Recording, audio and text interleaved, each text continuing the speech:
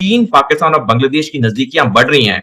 ये भारत की सुरक्षा और अखंडता के लिए आने वाले समय में दिक्कत पैदा करेंगी। आने वाले समय में भारत के लिए एक जंग जरूर होगा और ये जंग होगा टू फ्रंट वॉर, जिसमें चीन पाकिस्तान खुले तौर पे भारत पे हमला करेंगे। हमें ये विश्व गुरु विश्व मित्र जैसी बातें बिल्कुल नहीं करनी चाहिए थी जब तक हम आर्थिक तौर पे पूरी तरह से मजबूत होके नहीं उभर आते। पाकिस्तान ने जो इंफॉर्मेशन वॉरफेयर खेली, उसकी वजह से क्या हुआ कि पाकिस्तान का पलड़ा भारी था। हम पूर्ण तौर से इकलौते खड़े हैं।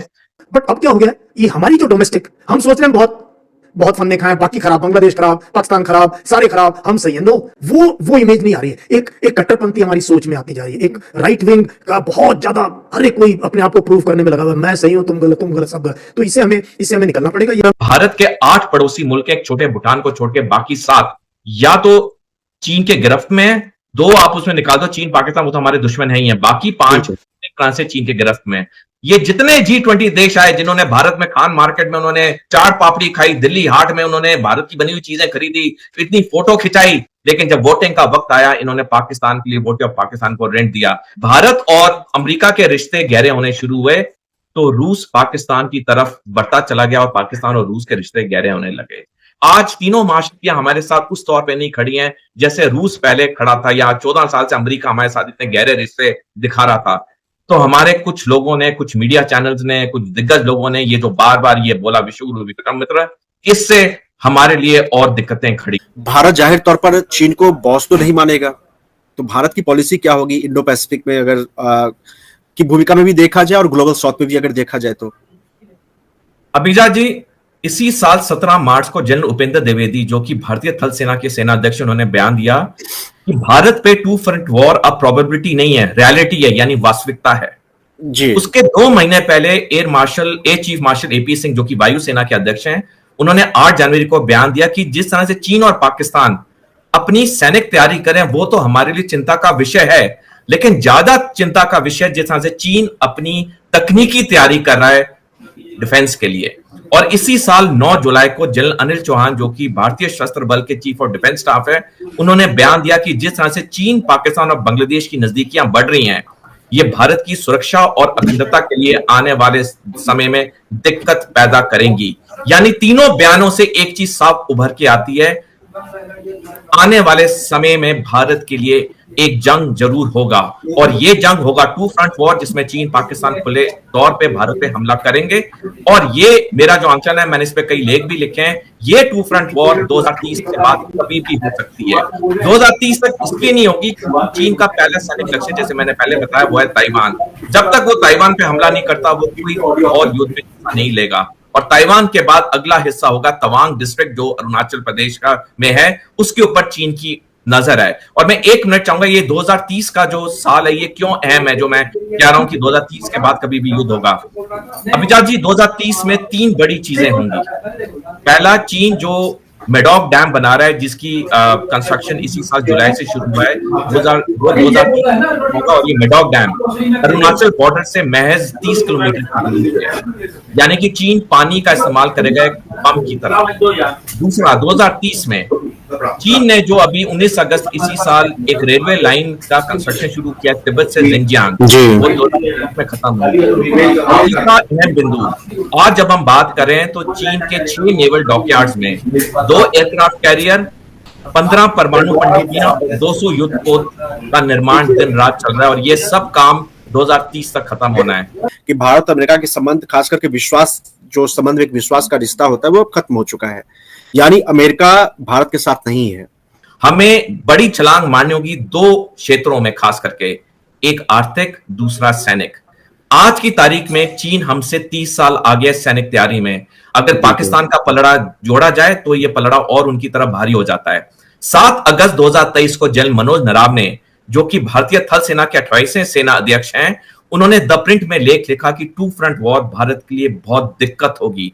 मैं जो उन्होंने शब्द लिखा, मैं उस शब्द का कहीं इस्तेमाल नहीं करता, लेकिन वो शब्द अगर आप लेख पढ़ेंगे वो और भी गहरा शब्द है। यानी हमारे पास 5 साल का समय है, हमें पूरी तरह अपने आर्थिक और सैनिक तैयारी पे फोकस करना चाहिए। हमें अपने देश के अंदर चीजों को बनाना चाहिए, हमारे व्यापारियों को चीन से कोई चीज इंपोर्ट नहीं करनी चाहिए, ज्यादा देश में बनाना चाहिए। लेकिन हम विश्व गुरु बनने की बात जरूर करते हैं, हम अपने आप को अभी से एक सुपर पावर के तौर पर प्रोजेक्ट करते हैं, जबकि हमारी अर्थव्यवस्था अभी करीब $4 ट्रिलियन के करीब है। चीन हमसे कई गुना आगे है, अमेरिका हमसे उससे भी कई गुना ज्यादा आगे है। इस परिस्थिति को आप कैसे देख रहे हैं कि अभी से हम अपने आप को विश्व गुरु कह रहे हैं, जबकि हमारे अंदर क्षमता अभी, मैं अगर पूरी ईमानदारी के साथ बात करूं तो अमेरिका को भी जवाब देने की तो नहीं लग रही है मुझे। चाहे डोनाल्ड ट्रंप अगर 50% हमारे ऊपर टैरिफ लगाने की हिम्मत करते हैं तो हम तो रिटेलिएशन में कुछ नहीं। लोगों ने जिस तरह से बहुत ज्यादा डंका बजाया जब हम अभी पहुंचे नहीं थे, इससे दुनिया में एक नेगेटिव मैसेज चला गया। दुनिया की कई ताकतें जागरूक हो गई और भारत की जो प्रगति हो रही थी उसमें ब्रेक लगाने की पूरी कोशिश चल रही है। मेरी राय में हमें ये विश्व गुरु विश्व मित्र जैसी बातें बिल्कुल नहीं करनी चाहिए थी जब तक हम आर्थिक तौर पे पूरी तरह से मजबूत होके नहीं उभर आते।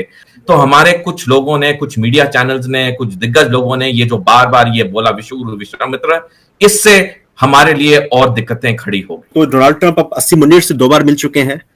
पाकिस्तान के प्रधानमंत्री शहबाज शरीफ से उनकी 2 बार मुलाकात हो चुकी है। जो पाकिस्तान अभी तक एक तरह से, पाकिस्तान सऊदी अरब के साथ एक डिफेंस पैक्ट करता है, वो गाजा में अब सेना भेजने की बात कर रहा है, विचार कर रहा है। कम से कम अमेरिका से अभी उसको एक तरह से गोदी में उठाया जा रहा है।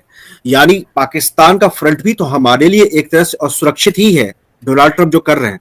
मैं ये कह रहा हूं कि अगर मान लीजिए डोनाल्ड ट्रंप का जब कार्यकाल खत्म भी हो जाता है तो ऐसा नहीं मुझे लगता कि तत्काल भारत और अमेरिका के रिश्ते अच्छे ही हो जाएंगे। तो अगले 3.5 साल में तो भारत और अमेरिका के रिश्ते कभी अच्छे नहीं होंगे। ऊपर से बेशक अमेरिका बयान दे दे, अंदर से हमें पता वो हमारे साथ नहीं खड़ा है।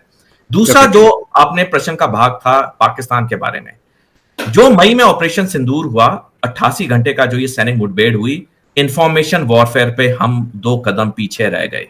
पाकिस्तान ने जो इंफॉर्मेशन वॉरफेयर खेली कि पाकिस्तान का पलड़ा भारी था, जबकि हकीकत में और इससे दो चीजें हुई अभिजात जी। पहला, ऑपरेशन सिंदूर खत्म होने के 1 महीने के अंदर भारत के 7 सांसदों की टीम 33 देशों में गई और वहां के नेताओं से मिली, लेकिन तब भी 1 महीने के अंदर पाकिस्तान को 43.6 बिलियन अमेरिकी डॉलर का ऋण मिला दुनिया की 3 सबसे बड़ी अर्थव्यवस्था की कंपनी से, international monetary fund, Asian development bank और वर्ल्ड बैंक। और तीनों इन आर्थिक कंपनी संगठनों में अमेरिका की वोटिंग की सबसे ज्यादा अहमियत होती है। तो पहली बात तो पाकिस्तान को पैसा मिला इतने बड़े तादाद पे। दूसरा, अमेरिका के राष्ट्रपति पूरी तरह से पाकिस्तान के साइड में हो गए, क्योंकि पाकिस्तान ने एक गलत नैरेटिव वहां पे दिया जो कि वो सफल हुए अपने तौर पे। और यही कारण है कि हमने देखा मई के बाद पाकिस्तान और अमेरिका के रिश्ते बहुत गहरे होने लगे।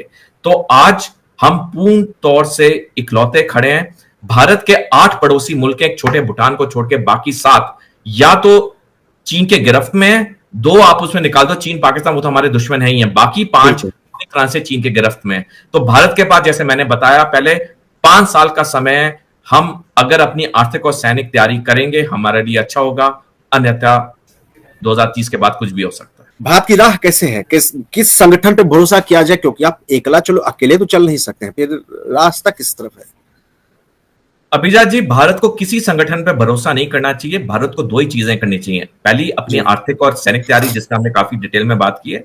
दूसरा, भारत को रूस के साथ और रिश्ते गहरे बनाने चाहिए। आज की तारीख में भारत और रूस के वो गहरे रिश्ते नहीं है जो कुछ दशक पहले थे। हमें 1971 का पता है।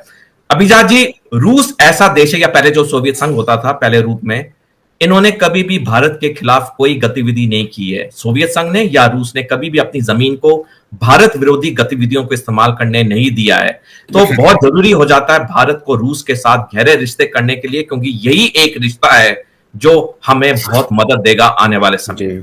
बिल्कुल अभिजात जी, देखिए ये जो शब्द थे free and open Indo Pacific और क्वाड और ये जो सारी बातें थी, इनका कोई मायना नहीं है, क्योंकि जैसे हमने डिटेल में डिस्कस किया, ये तीनों महाशक्तियों ने आपस में दुनिया को अनौपचारिक तौर पे बांट लिया है। हमें अपनी हिफाजत करनी है, हमें अपने बारे में सोचना है, हमें अंतरराष्ट्रीय संगठनों से कोई लेना देना नहीं। हमने देखा अभिजात जी, अक्टूबर 2023 में हमने G20 शिखर सम्मेलन किया, जिसमें हमने 3,000 करोड़ रुपए से ज्यादा खर्च किए, और उसमें से अधिकतर देशों ने पाकिस्तान के लिए वोटिंग की। ऑपरेशन सिंदूर के 1 महीने के अंदर जब इतने बड़े तादाद में ऋण दिया गया 3 बड़ी आर्थिक संगठनों द्वारा ये जितने G20 देश आए जिन्होंने भारत में खान मार्केट में उन्होंने चाट पापड़ी खाई, दिल्ली हाट में उन्होंने भारत की बनी हुई चीजें खरीदी, इतनी फोटो खिंचाई, लेकिन जब वोटिंग का वक्त आया इन्होंने पाकिस्तान के लिए वोट किया, पाकिस्तान को रेंट दिया।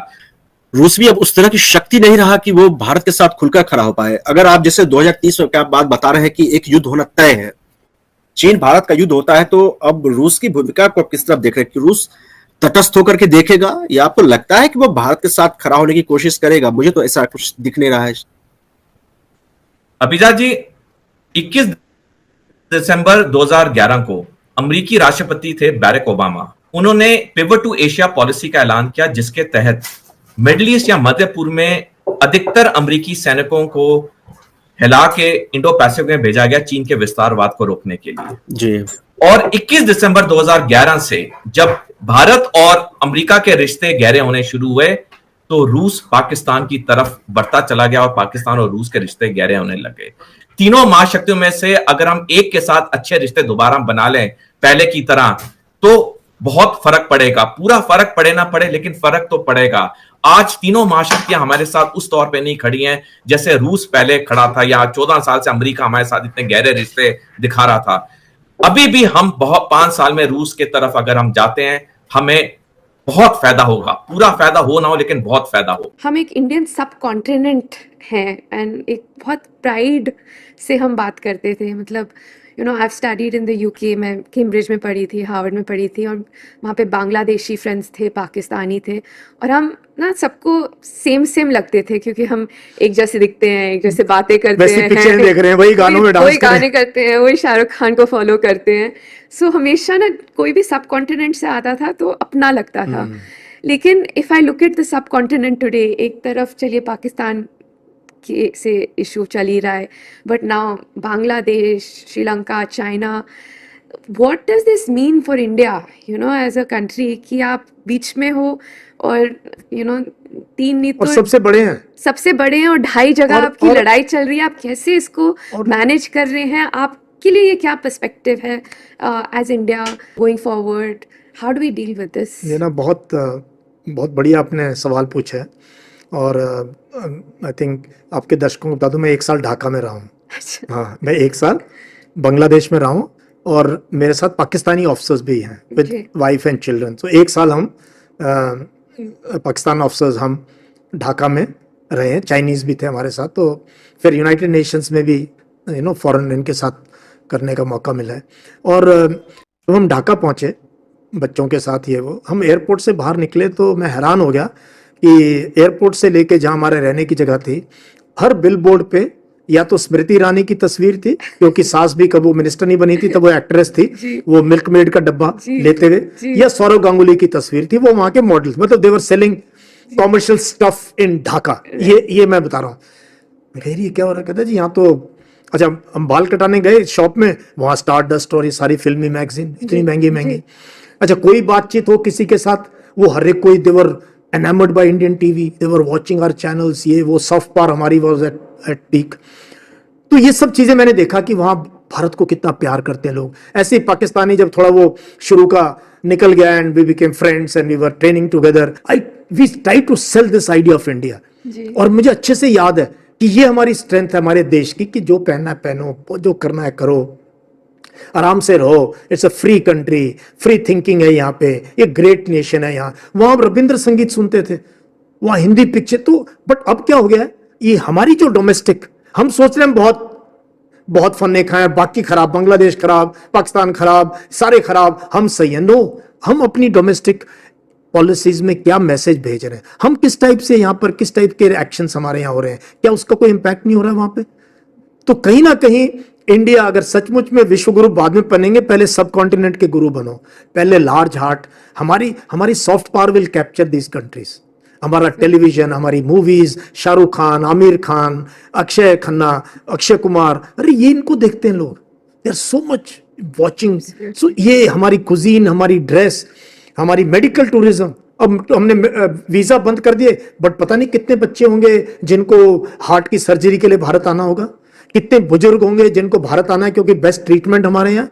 तो हम क्यों इतने हार्ड स्टेप ले रहे हैं? हम क्यों नहीं हम कहते नहीं यार ये ठीक है, लेकिन पीपल टू पीपल, उसमें हमारी मूवीज, तो I think this image of India as a nation where multicultural, pluralistic, secular country, बिंदास कंट्री है यहाँ, है ना, आप हमारा जहां जाओ वहां कुछ ना कुछ बढ़िया हो रहा है, वो इमेज नहीं आ रही है। एक कट्टरपंथी हमारी सोच में आती जा रही है, एक राइट विंग का बहुत ज्यादा, हर एक कोई अपने आप को प्रूव करने में लगा हुआ है, मैं सही हूं, तुम गलत, सब गलत। तो इससे हमें निकलना पड़ेगा। ये अगर हमारी फॉरेन पॉलिसी का हिस्सा बन चुका है, ये बहुत डेंजरस है। इसीलिए अगर हम दोस्त खो देंगे पड़ोस में, तो अमेरिका की गोदी में बैठने से फायदा नहीं, क्योंकि इनका कोई भरोसा नहीं है व्हाइट मैन का।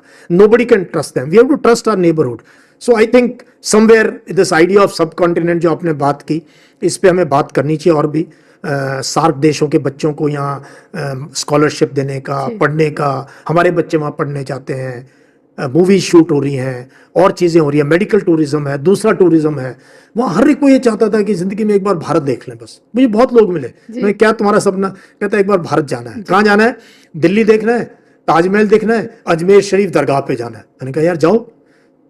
That's beautiful. So somewhere in this we are losing our strength, and ये भारत के बाकी आवाम को समझना बहुत जरूरी है, टीवी स्टूडियोज को समझना बहुत जरूरी है, जहाँ इतना ज़्यादा एंटी मुस्लिम प्रोग्राम आते हैं हमारे टेलीविजन स्टूडियोज से, हमारे यूट्यूबर किस टाइप के वेनम फैला रहे हैं हमारे लोग, और कश्मीरी स्टूडेंट्स के साथ अब कैसे बिहेव करते हैं, कश्मीरी शॉर्ट सेलर्स के साथ कैसे बिहेव करते हैं रेस्ट ऑफ इंडिया में, जिस तरीके से वो हमारे साथ करते हैं। आप जाओ कश्मीर के गाँव में, they are very warm people, they are very warm people, very warm hearted people, अच्छे लोग हैं। जितने अच्छे लोग हरियाणा में उतने कश्मीर में भी हैं, या पंजाब में है ये। So we must, I think this is a setback, this thing, but this setback must teach us lessons कि अगली बार हमने इस टाइप से नहीं होने देना है। एंड क्योंकि लोगों की रोजी रोटी पे लात मारी ना उन्होंने, और पूरा कश्मीर इकट्ठा हुआ इस बार। आपने देखा पहलगाम के बाद द काइंड ऑफ रैलीज, एक भी नेगेटिव सुर वहां से सुनने को नहीं मिला, एक भी ने, सबने, औरतों ने, बच्चों ने, टूरिज्म वालों ने, अवाम ने, मौलवियों ने, सबने यही कहा कि बहुत गलत हुआ जो आपने हमारे भारत के लोगों के साथ किया। And that is why we stood tall as a country.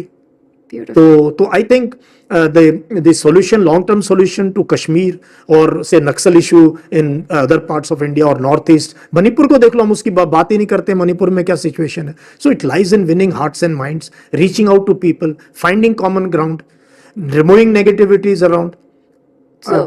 तो यूथ को एंगेज कर पाकिस्तान की असली ताकत का अंदाज़ा ही नहीं हमें। आर्मी ऑफिसरों पंगा लिया तो इंडिया का कोई नहीं बचा सकेगा पाकिस्तान से। पाकिस्तान और चाइना मिलकर भारत पर हमला कर सकते हैं, हमारी फौज जंग नहीं लड़ सकती। भारतीय जनरल ने मोदी का भांडा फोड़ दिया और सबको हैरान कर दिया, और पाकिस्तान से 1000 साल भी हम लड़े तो भी उनसे नहीं जीत सकते। हमें अपने पड़ोसी मुल्क से प्यार से रहना चाहिए। भारतीय जर्नलिस्ट ने सबको हैरान कर दिया, दूसरी तरफ जनरल बख्शी की भी बोलती बंद कर दी। आज के लिए इतना। मज़ीद अगर इस तरह की रिएक्शन वीडियो आपने देखनी है तो हमारे चैनल को सब्सक्राइब कर लीजिएगा। अगर वीडियो पसंद आए तो वीडियो को लाइक और दोस्तों के साथ शेयर ज़रूर कर लीजिएगा।